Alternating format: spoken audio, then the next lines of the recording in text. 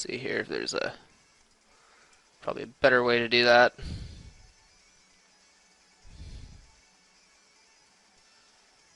Just make sure I don't destroy the shape before I there we go. Before I go off and make a new asset.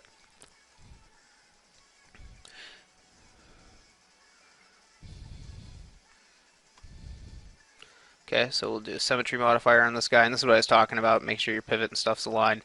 Um, Symmetry modifier is super, super useful. You can see here, it's really great for doing all these little corner pieces and doing all these little rotational things. Sometimes it works better than others, but especially if you need to do like a 90-degree haul or whatever, this is a really nice way to do it.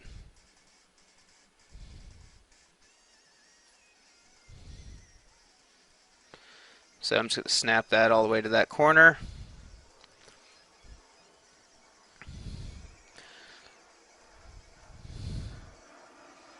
Zooming in with all the grid lines, it's freaking out, but that's okay. Now again, our unit of measure, we try to keep it at 192. This is going to be longer than 192, but this will snap against something that is 192 for our unit of measure. And we know that if we were to drop a texture on this stuff when we UV this stuff correctly, it'll all be the same textile density, okay? So again, very important to do that, okay? Very important to make sure that if you're doing these symmetry modifiers and stuff, that at the end of the day, the textile density still works the same. And again, you don't even need to use a symmetry modifier. You can just do the grid snap here, which is what we just did.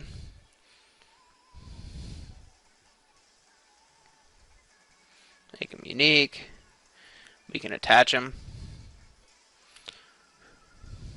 If you see me suddenly hide something and it just disappears, it's because I'm hitting the hotkey Alt-Q in 3D Studio.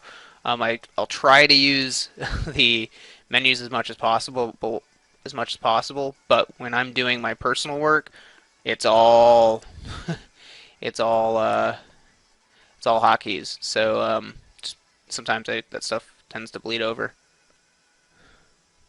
And right now, I'm just kind of trying to figure out the best way to do this hull section here. I'm gonna look at it. I'm trying to figure out what it's going to look like from pretty much every possible angle, so I can see if what I'm planning is going to be useful, and then see how it's going to be used later on down the road.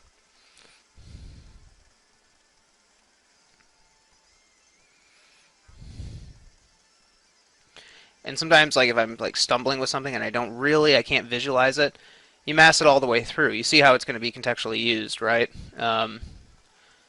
Which again is very, very useful.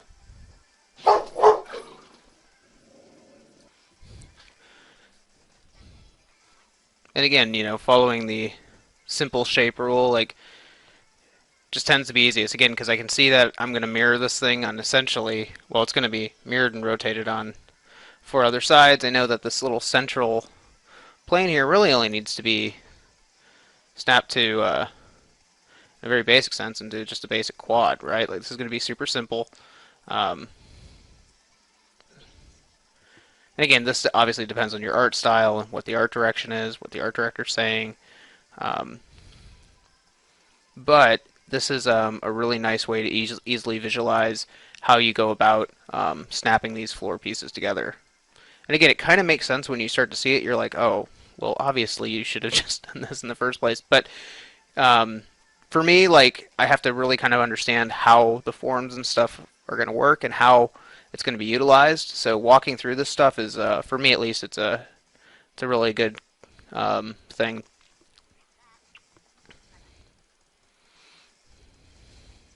And we're going to do the same thing, obviously, for the top as well. And again, these are really handy because this is what you, as an environment artist, would probably end up getting. Hey, build a tileable pipe section which can wrap around the corner. This is the block out for this. You're limited to a 1024 texture, so make sure your texture scale fits in a 1024. Also, another caveat, when I'm doing this demo, I'm recording everything at twice the resolution that I would probably actually use it for the asset. So the maps and stuff are at 2048s. It'd actually probably be at 20 or 1024s. So keep that in mind as well. When you're authoring your maps in production, typically, depending on your studio, at least for me in my experience, you always go about 2 to 3 times the size of the resolution. So twice being the average.